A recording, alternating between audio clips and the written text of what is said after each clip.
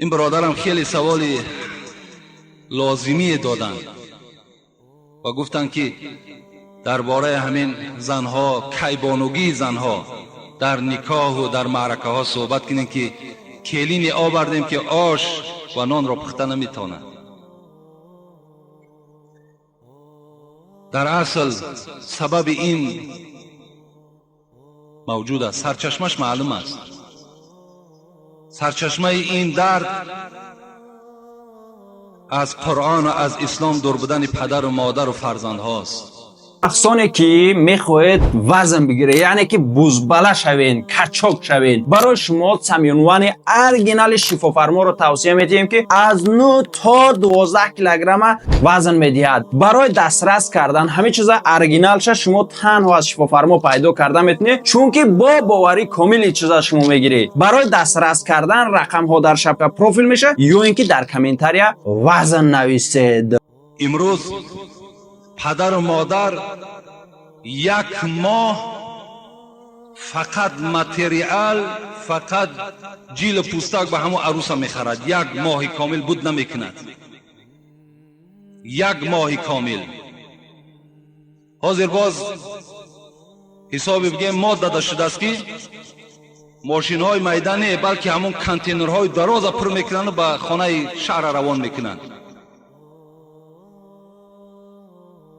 دختر مجبور میکند برای من یک تلویزور، یک ویدیو دوایکا، خب تمام مثال چیزهای طلایی، کرسلا با تمام قاعده‌اش، همه اینا تامین کن. پدر و مادر مجبور هستند تامین میکنند. لیکن تا امروز نشنیدیم که یگان عروس ما و شما در زیر کش یک قرآن گرفته خانه شوهرش رفته باشد. نشنیدیم، ندیدیم. در یگان قلین تا حال یگان عروس فرمایش یک قرآن نداده است.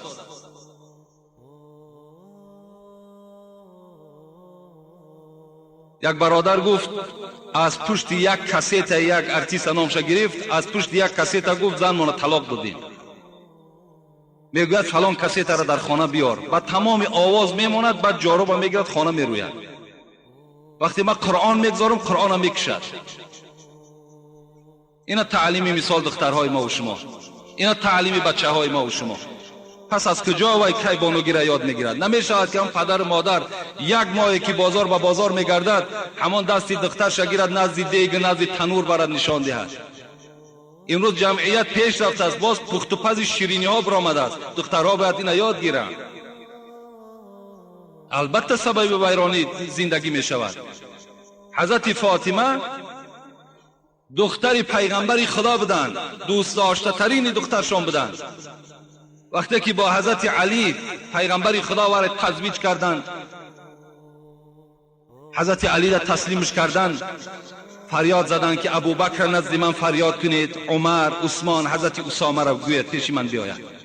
وقتی آمدند حضرت گفتند که همین جا یک مقدار مال هست، جهاز حضرت فاطمه است، همینا به خانه علی میبریم.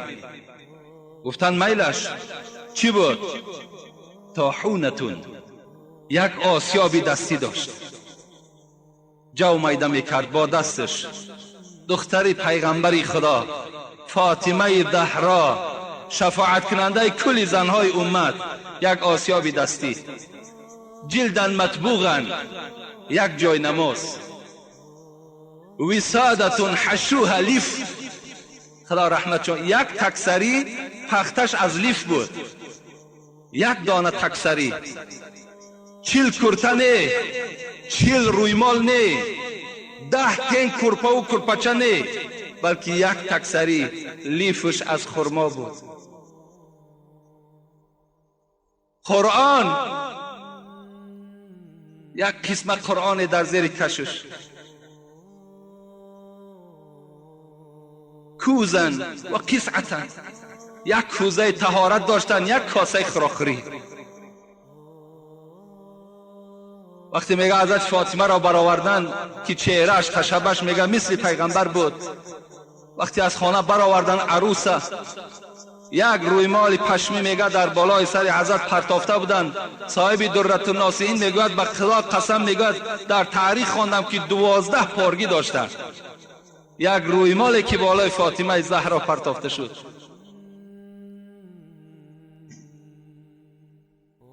وای یک کم از بار نبردند، بلکه یک کم از عقل بردند، یک کم از فراست بردند. وای خدا ترسی داشتند. صاحب درة الناصحین میگوید که فاطمه با دستش آسیا و میگردانید، با زبانش قرآن میخواند، با دلش تفسیر میکرد، با پاهاش گاوره میجنبانید. امروز زنهای امت ببینید، زنهای ما و شما را تماشا کنید. کدام این به زبانش قرآن میخواند؟ کدام این خدمت شوهر کرده میتواند؟ هیچ کدامش. البته سبب ویرانی زندگی تمام فرزندای ما و شما می شود. بخواهیم که فرزندای ما و شما آرام زندگی کنند، دعای خوشتامن و خسر را گیرند، دعای شوهر را گیرند، باید تعلیم دهید در خانه، باید فراست نشان دهید، باید احترام نشان دهید تا که شما در نزد همسایه شرمنده نشوید.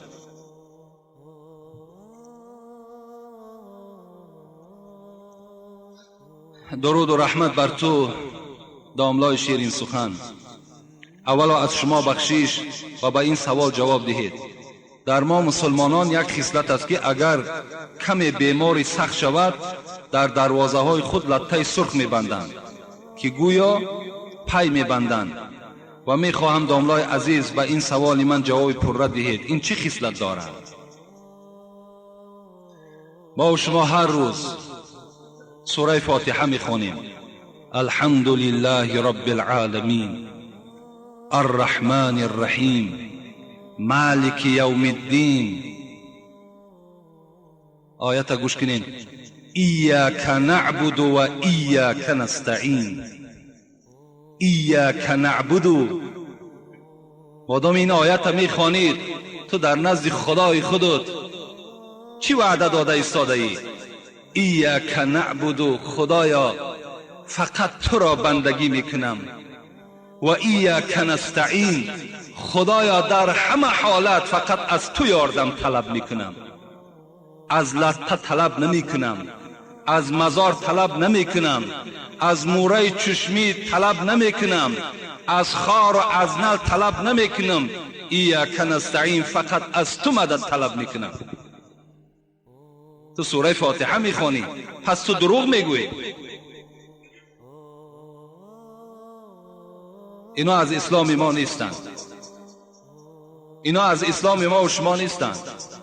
چی لطه بستند، چی موره چشمی برای خود مرد یا که کودکش میگیرد، چی در مزارها لطه بستند، چی خارها را در نزد دروازه و دکاناتان کشال کردن شرمندگی است.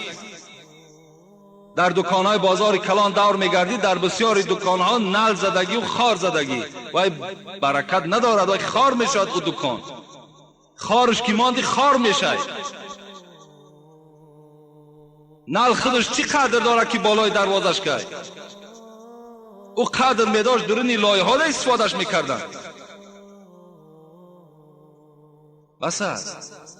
اینا یک سفسطه هستند، اینا را شما گناهگار میشین. کدامت اگر استفاده کنید، هر مشکلاتی که به شما میاد، چی بیماری است، چی مصیبت است، فقط از خدا طلب کنید. خدایا خودت حل کننده هستی، خودت به داد من میرسی، خودت فریاد رس هستی. بجز تو من از هیچ کس طلب ندارم. چرا حضرت ابراهیم در حالت مشکل ترین از جبرائیل ملائک مقرب حتی مدد طلب نکردند؟ گفتن آن ذاتی که تو را روان کرد وای مرا دیده ایستاده است، وای میبیند ابراهیم در کدام احوال است. من به تو هیچ احتیاجم ندارم.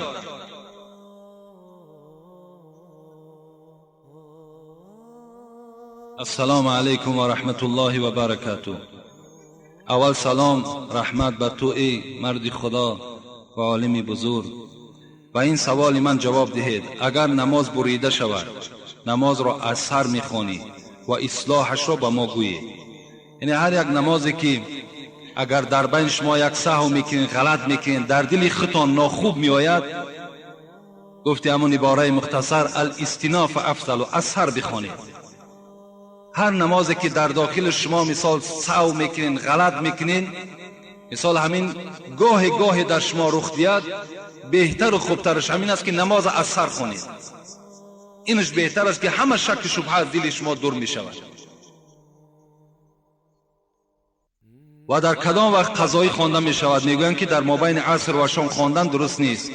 و نمازی که شب نیمی شب میخوانی چی نیت میکنی و این نماز کدام نماز است؟ به ما فهمونید با احترام مخلص شما.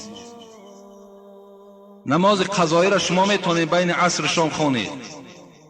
بین عصر شام فقط خواندن تحیه مسجد، خواندن نمازهای نافله مثل شکر وضو و مثل در حق پدر و مادر و دیگر نمازهایی که هستند، اینها را شما خوانده نمیتونید. نماز قضایی را حکمش واجب است. از این خاطر شما میتونید که بین عصر و شام نماز قضاییتون ادا کنید.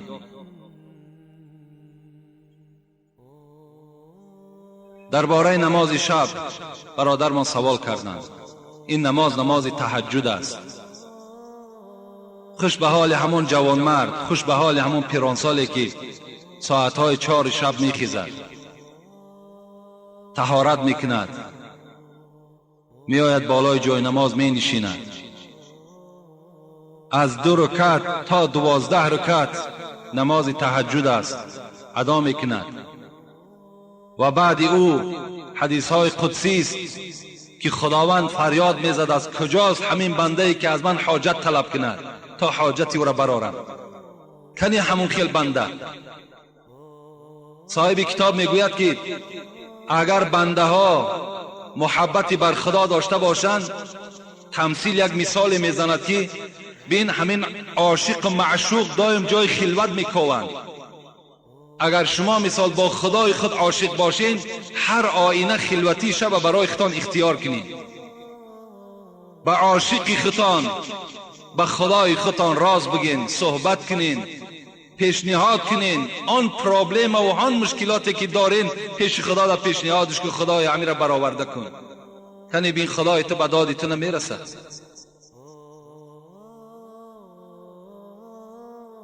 هر چیز، هر گنج سعادت که خدا داد به حافظ، حضرت حافظ میگوید هر گنج سعادت که خدا داد به حافظ، از یمن دعای شب و ورد سحری بود. این حضرت حافظی که امروز نامش در دنیا مشهور است، میگوید این از نماز شب و از دعای سحری به این مقصد رسید. یا بنی ایاک و کثرت النوم باللیل فإن کثرت النوم باللیل تدعو الرجل فقیرا یوم القیامة. مادر حضرت سلیمان به سلیمان نصیحت کرده بود است که فرزند من از قسم شب بسیار خواب نکن، زیرا بسیار خواب کردن تو در روز قیامت را یکی از کم بغل های مردم در روز قیامت میگرداند. وقتی اگر تو شبها به خواب بگذرانی، خوب است، بسیار بهترین است که کدام جوانی نباشد، کدام موی سفید نباشد، از قسم شب از ساعت 3 میخوانی، از 4 میخوانی، خیستن نماز خوان، نماز تهجد بخوان، انشاءالله در نزد خدا اجر خیلی زیادی میگیری. اینجا آیات ها و حدیث هاش هم زیاد است که فکر میکنم کفایت میکند. السلام علیکم و رحمت الله و برکاته. من یکی از مخلصان شما هستم و میخواهم با این سوال من جواب دهید. ما 2 جوره بودیم، روز بین ما جنجال شد، خیلی وقت گذشت. بعد از جنجال من باز پیش او رفتم و او بر من گفت رو دیگر همراه من گپ نزن، میترسم که من یکی از این دنیا قهری روم، این نمازهای خوانده من چی میشود؟ التماس بابای حاجی و این سوال من جواب دید که عیب از طرف او شده است. من نمازهای 5 وقته را با جماعت میخوانم و در پیش شما آمده امر معروف گوش میکنم. مبادا با این قهری بودنم نمازهای خوانده ام همه باطل شود. یکی از مخلصان دائمی شما هستم. انشاءالله نمازهای شما باطل نمی شود وقتی شما از قهری بودن خود اینقدر غمگین باشید، از قهری بودن خودت اینقدر بیقرار باشی، انشالله در نزد خدا تو اجر میگیری. لیکن هر وقت همون جورایی که میبینی خواه با واسطه یک رفیقت است، خواه با واسطه خودت هست، سلام از وی کنده نکن. السلام علیکم گفته دستش بگیر، با او سلام کن. اگر صحبت کرد میلش، صحبت نکرد، آن چیزی که در دل توست در نزد خداوند خودش معلوم است. پیغمبر گفتن الصلح خیر، همه وقت صلح بهتر است، آشتی بهتر است. کاری کنین راهاش بیابین که با یکدیگر قهری نباشین، با یکدیگر ملال نباشین. اگر کدامت که اگر تکبری میکنین، سرخم نمیکنین، من پیش وی نمیرم که وی گناهگار است، این صورت در شما از ثواب آن عبادت هاتون محروم میشین. برای خاطر خدا و پیغمبر خدا بار از پیش وی گذر کن، با او یک سلام کن و با او خبر دی که میلش انسان بی غضب نمی شود، انسان بی جنجال نمی شود. کردیم با گذشته صلوات گفتگی، با یکدیگر باز همون سلام تانک بر دوام نگه بداریم، انشاءالله ثواب میگیریم. لیکن وی اگر نخواست، وی گناهگار است، تو گناهگار نیستی.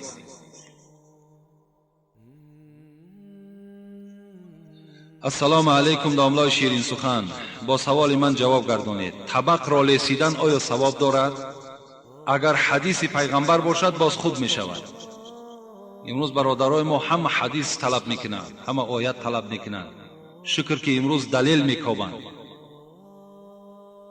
دلیل کافتن این نشانه با عقلی و با شعوری شماست که آیا در همین یک کدام مسئله نباشد کنی دلیلش. باور کن شما الحمدلله خیلی پیش رفتین. دیروز من در معرکه این بچه ها نشستیم، یک سخن گفتیم. وقتی من ریش تراشی رفتم دیروز، یک گروه بچه هایی که بگین سین سال شدن به یک سین سال کلان رسیدن، چنان عقیده ندارن، چنان بی سواد هستن که میگوین که اگر نمی زیر کوی نمکی هست، همین اگر بیره کنی آینه جهانمو در زیر نمی است. باور کن آینه جهانموش چی است؟ من گوش دارم، با او توجه هم نکردم چی میگن آینه جهانموش در کجا باشه. اینو عیب هستند، اینو باید دیگر در معنی ما و شما باید یک چگونه که خندیدین این باید خنده‌آور باشه. یا گفتن باز همونا گفتن که همین سنگ حضرت امیر جان شرشر بردن، از همو بالای شرشر پرواز کرد اومد با در همین جاش نشست.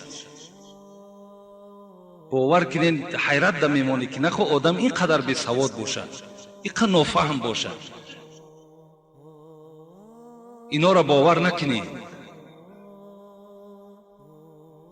هر روز دوشنبه با یکی میگد، هر روز دوشنبه میگد، شب دوشنبه همین حضرت امیر جان میگد همین خوابگاش میآید. وقتی میآید میگد همین تریزای ما درست میلرزد. با خدا قسم همین را دیروز ما شنیدیم از زبان بچهای با عقل که تریزای ما میجنبه. وقتی حضرت امیر جان میآید مثال خوابگاش تا میدراید. بسیار یک بی سوادی است. انا برای اینا دلیل کافتن در کار کنی دلیلت. اینا دروغ هستند، اینا را باور نکنید. اینا یک مسخره کردن اینمی اسلام ما و شماست، باور کنید. یا را این یهودی‌ها در دین ما و شما می‌درارند، نمی حکایه‌های بی معنی را، تا که ما و شما مثال گوش اندازیم. بعضی آدم با شعور و علم دنیایی داشته باشد میگه که همین اسلام همش نمتری دروغ است، اسلام همش حکایه است.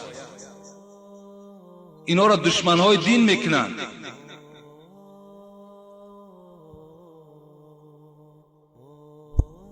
طبق را لیسیدن پیغمبر خدا گفتند که حضرت جابر روایت میکند امر باللعک الاصابع والصفحه وقال انکم لا تدرون فی ایها برکه. پیغمبر خدا گفتند شما را امر میکنیم اینکه انگشت هاتون بلیسین و طبق را هم، صفحه گفته طبق میگن، طبق را هم لیسین، زیرا اینکه شما نمیدانید در کدام مکان طبق برکات هست، شما نمیدانید. در دوام حدیث پیغمبر گفته است که ولا يمسح يده بالمنديل حتى يلعق اصابعه فانه لا يدري في ای طعامه برکه. پیغمبر دستش در همون دستمال نمی شکیده است تا وقتی که اگر دستهاش نمی لیسیده است. از این خاطر لیسیدن طبق، لیسیدن دست شما بسیار برکات دارد، زیرا شما نمیدونین همون برکات طعام در کجای طبق است، در بینش است، در پهلوش است. از این خاطر طعام طبق تازه کنین، انگشت هاتون لیسین، انشاءالله شاید در کدام جایی که وای باشه شما دیراب که کرد.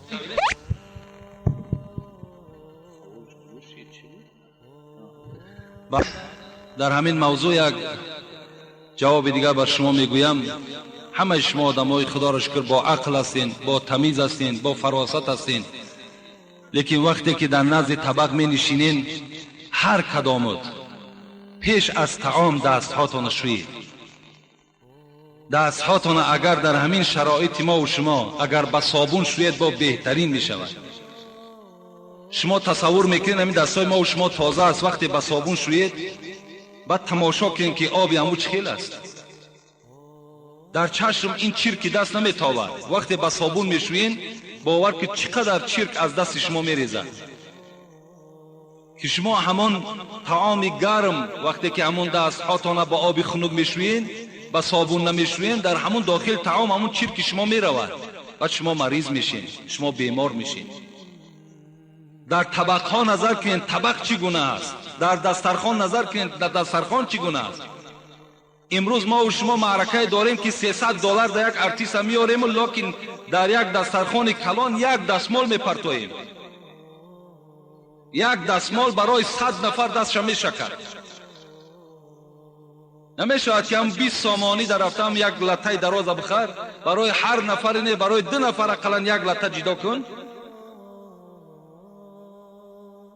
او چگونه دست دارد؟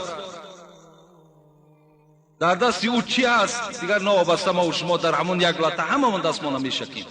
این از روی آداب هم نیست، از روی طب هم نیست، از روی اسلام هم نیست. در یک خانه دیگر نشستیم، طبق آوردن، طبق‌های همین شیرازدار، کدام زمانی وای شکستگی به دست که وای شیراز گرفته است، در اطراف همون شیراز باور کنید اگر کمتر یک آدمی با تمیزتر باشد با همین نوک یک چوب اگر تازه کنی خیلی چرک در اطراف همون جمع شده است. برای با یک زن حلال پاکیزه تازه کار در کار که باید تازه کنه، خود هم آهنی که در داخل همون طبق از وای خودش زلال آور است. کجا با مثال در اطراف او اینقدر چرکی که جمع شده است.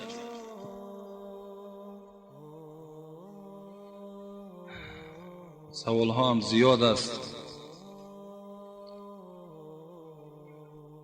سلام داملای شیرین سخن، ما یکی از مخلصان شما هستیم. سوال ترجمه حضرت یاسین و تبارک را با ما فهمونید. این برادر کسی است که یاسین و تبارک شاید نداند. این از چند آیت عبارت است. برای را ترجمه کردن خیلی ممکن که تا آخر عمر فقط ترجمه کنید. اینقدر دراز آیت است. ترجمه آیت تبارک یاسین این خیلی وقت زیاده میگیرد. اگر برای کسی باشد لازم باشد دعوت کند خانهش، انشاءالله میریم اونجا با فرجتر بعد تحلیلش میکنیم. برای اینجا در وقت کمه.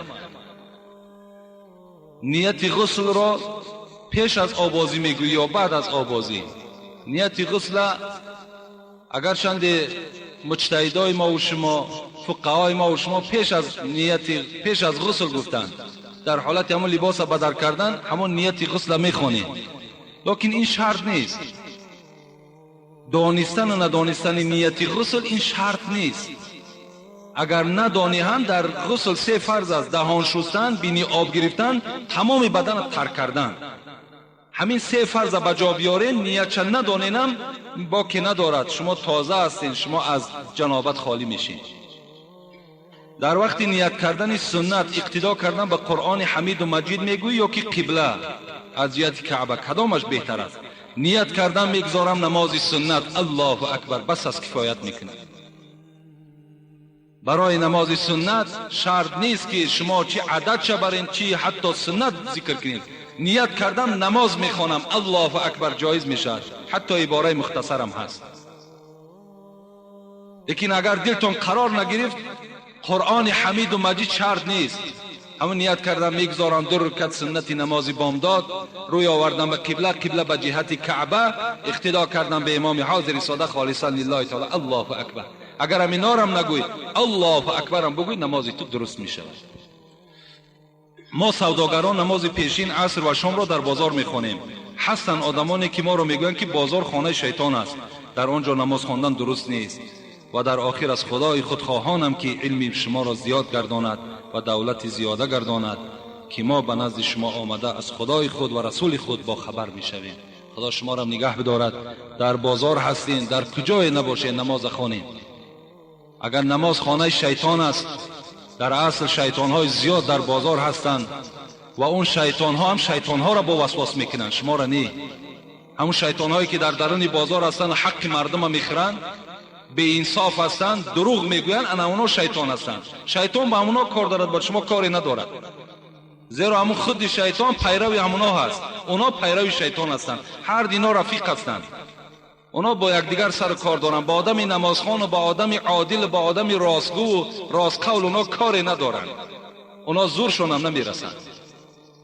و آخر دعوانا ان الحمد لله رب العالمین. خداوند عاقبت همه ما و شما را به خیر بگرداند، مراد و مطلوب های ما و شما را حاصل بگرداند. و تمام این برادرانی که به ما سوال کردند و سبب نگاه کردن بر کتاب ها شد، خدای عمر دراز و تن صحت نصیب شان بگرداند. و شما چی مراد، چی مطلوب، چی مقصودی که در دل دارین خدایا برآورده بگرداند. تا جمعه دیگر خدا شما را در حفظ امانش نگه بدارد. آمین یا رب العالمین. برادرانی که خیر احسانم کردن و در صندوق خیریه هم که امروز بیرون مسجد است که وای هم در همین آبادانی مسجد صرف میکنیم، خدای مهربان در هر یک عددی درهمی که پرتافتن خدایا عمر درازشان دهی. خدایا هر مرادی که دارن مراد مطلوبشان حاصل بگردانی و دولتشان خدایا زیاده بگردانی. آمین یا رب العالمین. و ما یک سپارش هم دادن از طرف حکومت که همه شما میدانین روز یکشنبه روز انتخابات است. انتخابات نمایندگان چی جمهوری و مجلس عالی و چی شهری و چی ولایتی و چی ناحیوی، همه اینها انتخاب می شود. و اینم خیلی یک معرکه مهمی هست. اگر چی شاید بعضی شما بگین خیر هیچی گپی ندارد، نه هیچی گپی دارد. بسیار مهم معرکه هست. مهمش به معنای اینه که همه شما مسئول و وظیفه‌دار هستین که در انتخابات اشتراک کنید. روز 27م پرسان کنید که در کدام موضع ها شما نامنویس میشوین، زیرا این سال دعوتنامه نداره. رفته در همونجا آن شخصی که برای شما باوریناک است، ارزنده هست انتخاب کنید. البته امروز اگرچند مسجدها از سیاست دور هستند، در مسجد باید که سیاست دولت پیش نرود و هیچ ملا هم هیچ مسجد هم حق ندارد که شما را تبلیغ کند که فلان حزب فلان آدم شما اختیار کنید. این حق ما نیست. همه شما الحمدلله امروز آدمای با عقل هستین، با فراست هستین، خودتان سیاه را از سفید جدا کرده میتونید. برای همین